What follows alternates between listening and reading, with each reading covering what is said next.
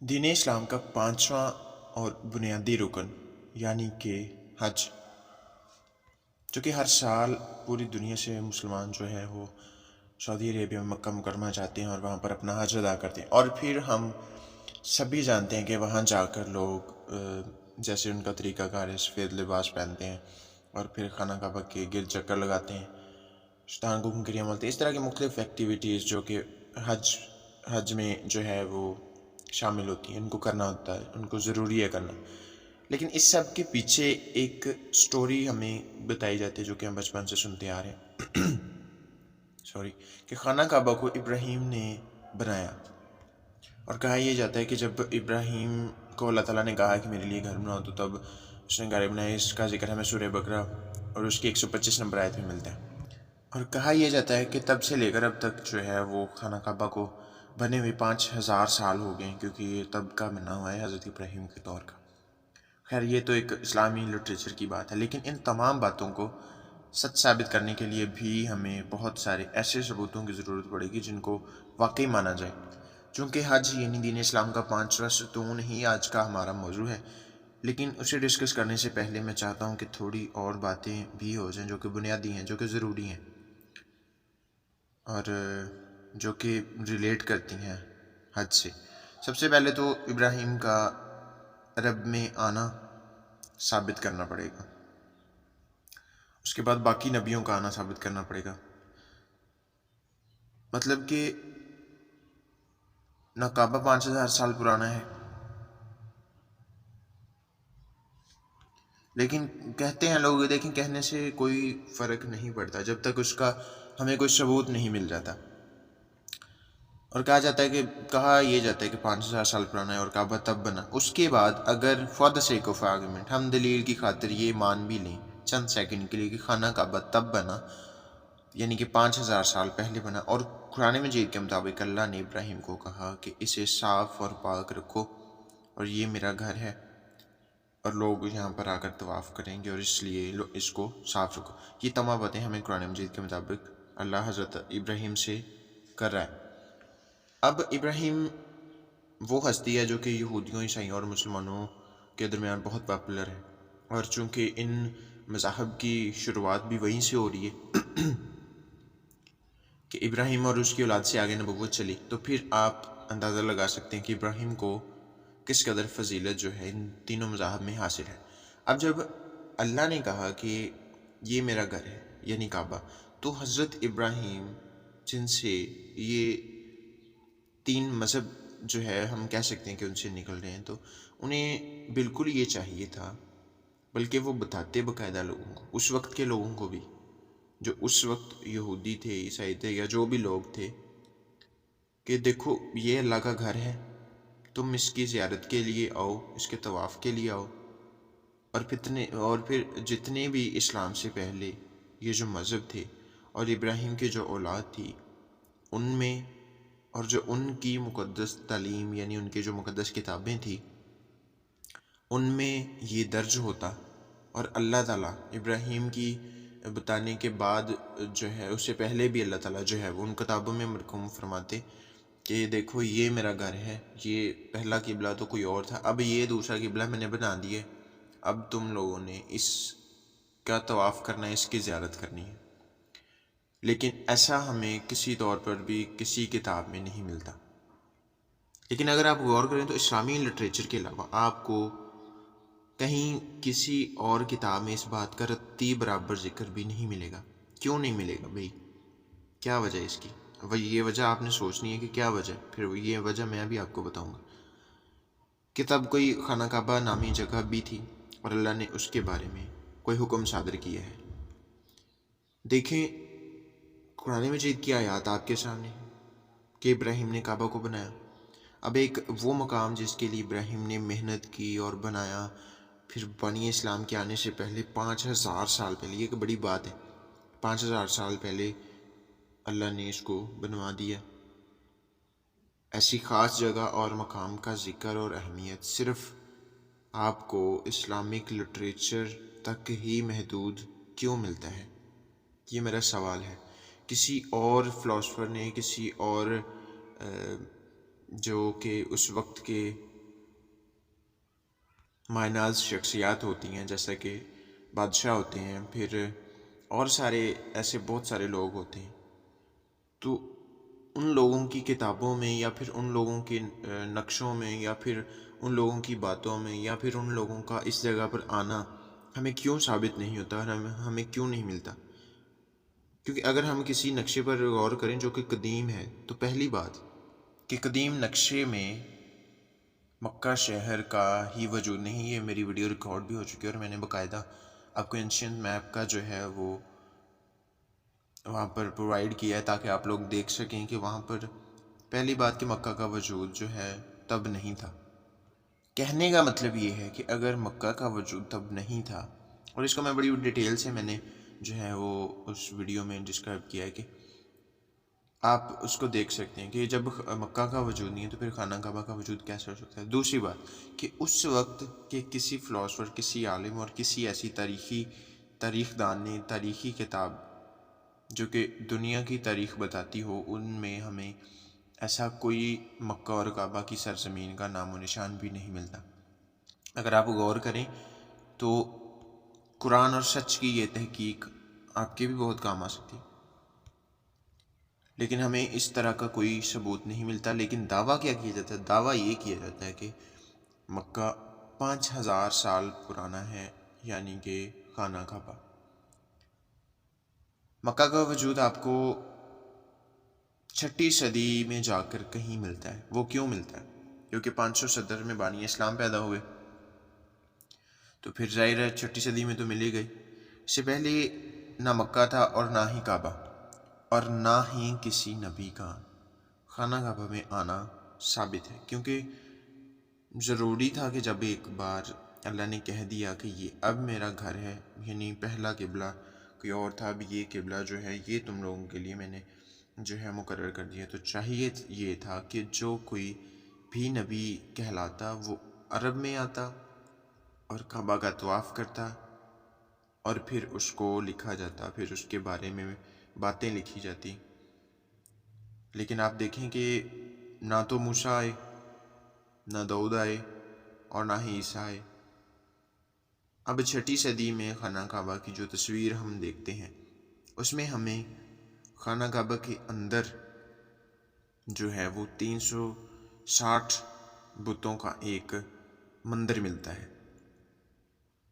جس میں 360 بت رکھے ہوئے ہیں. اور مشرکین مکہ، جس کو مشرک کہا جاتا ہے، جن کو مشرک اس لیے بولا جاتا ہے کہ وہ بتوں کی پوجا کرتے تھے.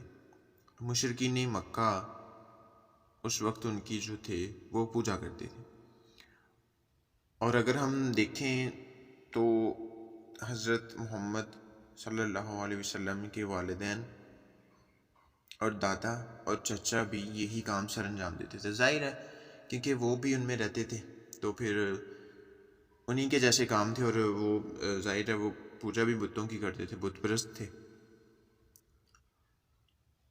اور انہی 360 بت کی پوجا کرتے تھے جو کہ خانہ کعبہ میں رکھے ہوئے تھے. اب گھر یہ اللہ کا ہے جس کو ابراہیم نے بنا دیا 5000 سال پہلے، لیکن اس میں کیا رکھا ہوا ہے؟ اس میں بت رکھے ہوئے ہیں. دیکھیں ایک کس آپ کی سینس میں یہ بات آتی ہے کہ 5000 سال پہلے بڑے ہی جو ہے وہ ادب سے اس گھر کو بنایا گیا، پھر اتنی دیر سے بنا کے ابو الانبیاء کو کہا گیا کہ اس کو بناؤ، پھر اس کو بنا کر پھر جب 6 صدی آتی ہے تو لوگ اس میں کیا کر رہے ہیں؟ لوگ اس میں بت رکھے ہوئے ہیں اور ان کی پوجا کرتے ہیں. اور بت بھی 1 2 نہیں ہے، 360 بت رکھے ہوئے ہیں اور ان کی کیا کرتے ہیں؟ پوجا کرتے ہیں. اب گھر تو کس کا ہے؟ گھر تو کہا یہ جاتا ہے کہ گھر اللہ کا ہے اور اسے پاک صاف رکھنا ہے.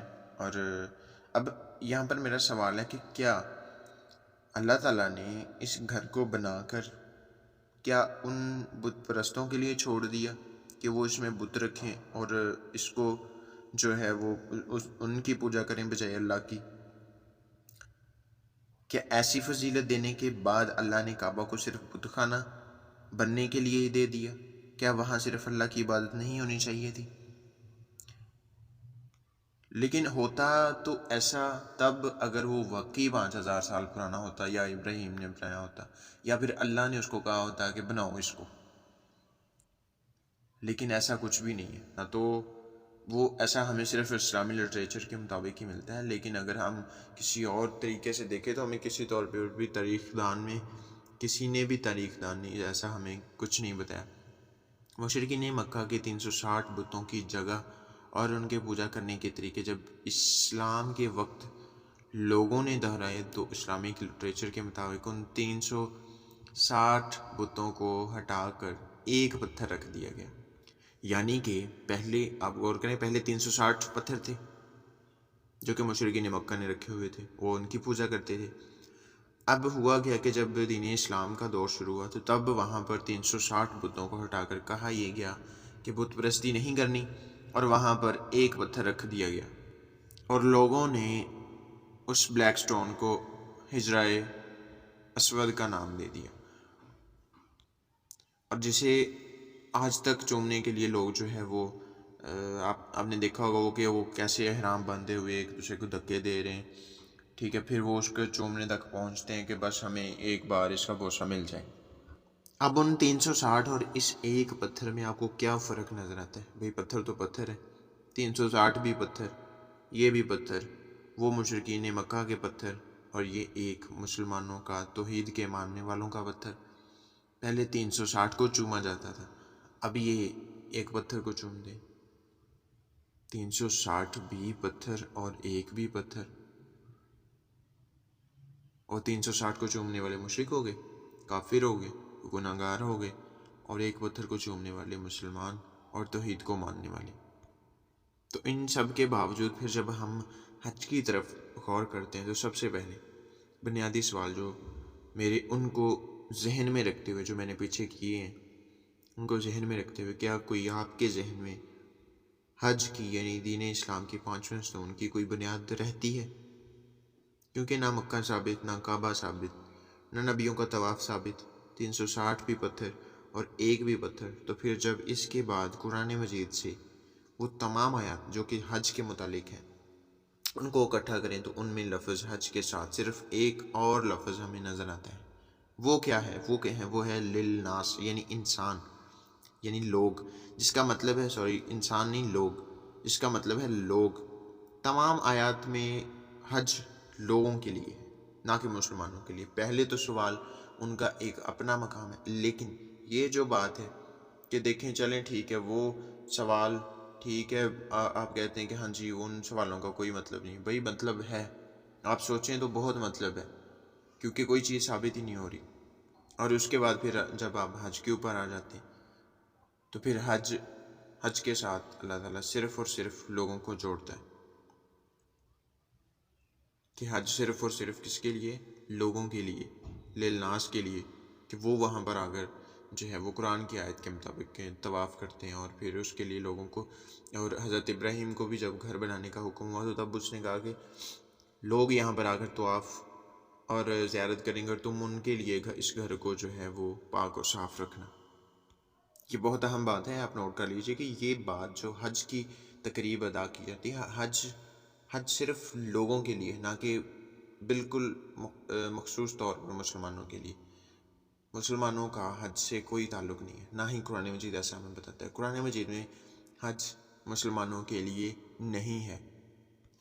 حج کا تعلق قرآن مجید کے مطابق مسلمانوں سے نہیں ہے، یہ میں بار بار کہہ رہا ہوں. اس سارے طریقہ کار سے جو کہ حج کی تقریب میں ادا کیا جاتا ہے، اس کا بھی قرآن مجید سے کوئی لینا دینا نہیں. آپ سب لوگ اس سارے میتھڈ سے واقف ہیں کہ کیا کیا کیا جاتا ہے. قرآن مجید میں نہ تو حج مسلمانوں کے لیے ہے اور نہ ہی وہ طریقے جس سے حج ادا کیا جاتا ہے. حج کا تعلق مسلمانوں سے ہے ہی نہیں، کسی طور بھی نہیں. حج کا تعلق صرف لوگوں سے ہے، عام لوگوں سے، للناس سے. قرآن میں تمام آیات میں حج کا تعلق اور کہا یہ جاتا ہے، بلکہ ایسا ہوتا ہے کہ مکہ کے اندر اور حج کے لیے صرف اور صرف جو ہے وہ مسلمان جا سکتے ہیں. کیوں بھائی؟ کس قانون کے تحت؟ یہ آپ سب لوگ اس بات کو جانتے ہیں کہ وہاں پر صرف اور مسلمان ہی جا سکتے ہیں اور وہی جو ہے وہ حج ادا سکتے ہیں. لیکن قرآن ہمیں اس بات کا حکم نہیں دیتا. قرآن میں کہیں نہیں لکھا کہ وہاں صرف اور صرف مسلمان ہی جا سکتے ہیں. بھئی وہ لوگوں کے لیے ہے، اور جو طریقہ کار آپ وہاں پر ادا کرتے ہو اس کا قرآن مجید سے کوئی تعلق نہیں ہے. اور کہا یہ جاتا ہے کہ صرف وہاں پر مسلمان. دیکھیں باتیں بہت ہیں، کہنے کا بہت کچھ ہے، لیکن آپ دیکھیں کہ دعوے بھی بہت کیے جاتے ہیں، دعوے اس طرح کے بہت کیے جاتے ہیں، لیکن ان کا ثبوت، ان کا حوالہ، ان کی دلیل ہمیں کوئی نہیں ملتی. دیکھیں آپ، میں یہ جو باتیں کر رہا ہوں، مجھے اس بات کا بھی کوئی، ہمیں کسی کی طرف سے کوئی جواب نہیں ملے گا، کیونکہ اس کا جواب کسی کے پاس ہے ہی نہیں. کوئی ہو تو بتائیے. جب پہلے ہی اس بات کو بے بنیادی طور پر لیا گیا ہے تو اس کا کیا جواب دینا ہے کسی نے؟ باقی ارکان کی طرح جو حج کی اگر ہم بات کرتے ہیں تو حج بھی دین اسلام کا جو پانچواں بنیادی پلر ہے، اس کا خاص طور پر مسلمانوں سے کوئی تعلق نہیں. اس کا تعلق ہے لوگوں سے. اللہ کہتا ہے کہ لوگ یہاں پر آئیں گے اور وہ طواف کریں گے، اور وہ ان کے لیے تم نے ابراہیم میرا گھر جو ہے وہ صاف رکھنا ہے. اور نہ ہی اس کو ایسے ادا کرنے کا ہمیں کہیں سے قرآن مجید سے کوئی اس کا ذکر ملتا ہے کہ اس کو جس طریقے سے ادا کیا جاتا ہے، اور شیطان کو کنکریاں ماری جاتی ہیں، پھر اس کے ساتھ چکر لگائے جاتے ہیں اس کے گرد. دیکھیں اس طرح کی باتیں جو کہ جن کا قرآن سے کوئی تعلق نہیں ہے، ان سے ظاہر ہے پھر اس کا کسی اور بات سے تو تعلق ہو نہیں سکتا، سچائی سے تو اس کا ہو ہی نہیں سکتا بالکل بھی. تو میں چاہتا ہوں کہ جو بھائی مجھے اس بات کا شعور رکھتے ہیں وہ ٹھیک ہے، اس بات کا جواب دیں. ان کے پاس کوئی دلیل ہے، کوئی حوالہ ہے تو ٹھیک ہے، وہ آئیں اور اس بات کا